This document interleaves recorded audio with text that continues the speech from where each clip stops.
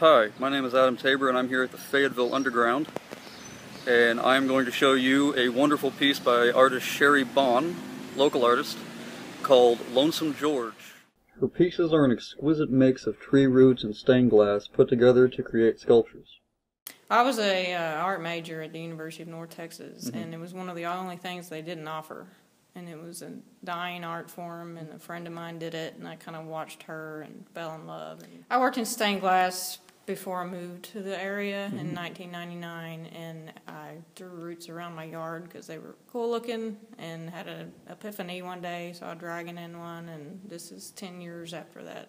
And all of the design elements come from the roots. They start the whole pattern of everything. I just kind of bring out what I see. It's a cherry wood tree that fell down in my backyard in the 2011 ice storm, and we shoved it out of the ground so I could build a swing for my boys, and I didn't even notice it for months and months, and then I noticed it one day, and noticed it the next day and looked at it because it was kind of just pushed aside, and saw that face and knew that it wanted to be a turtle. Well, Lonesome George was a Galapagos turtle found in the 70s from the Pinta Islands, and he was the only surviving species of his kind, and then they tried to breed him with other species of similar species, and they would lay eggs, but none of them would hatch. So he died last year, and he was considered the rarest animal in the world because he was the only species of his kind.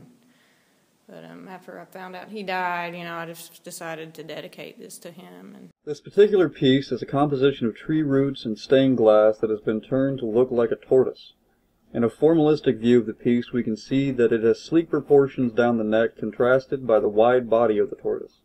Also, the way the light passes through the stained glass offers a beautiful display of the tortoise shell contrasted against the dark tree roots color of the neck and head. As this piece was dedicated to Lonesome George, we can look at it from a biographical point of view. Lonesome George was the last surviving member of his species, and this piece seems to capture that loneliness. The head and neck are far outstretched, which seems to evoke that it is searching for something.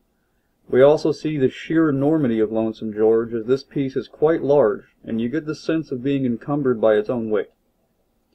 Also, the use of tree roots, which are old and weathered, evokes the imagery of the old and weathered tortoise. This piece fits in with environmental art with its use of reclaimed tree roots recycled to become the basis of the art. It is also a good example of American folk art because it is made from tree roots found from indigenous trees to this area. Many artists involved in environmental folk art will take commonly found items and turn them into exquisite decorative pieces. This piece also keeps in touch with the more classical work through the use of its stained glass. The piece effectively juxtaposes these two styles of classical and modern art in a way that effectively catches the eye and draws the viewer in. This piece effectively brings out the primitive in modern art, and the use of tree roots harkens back to the primitive man while breaking into the realm of modern sculpture.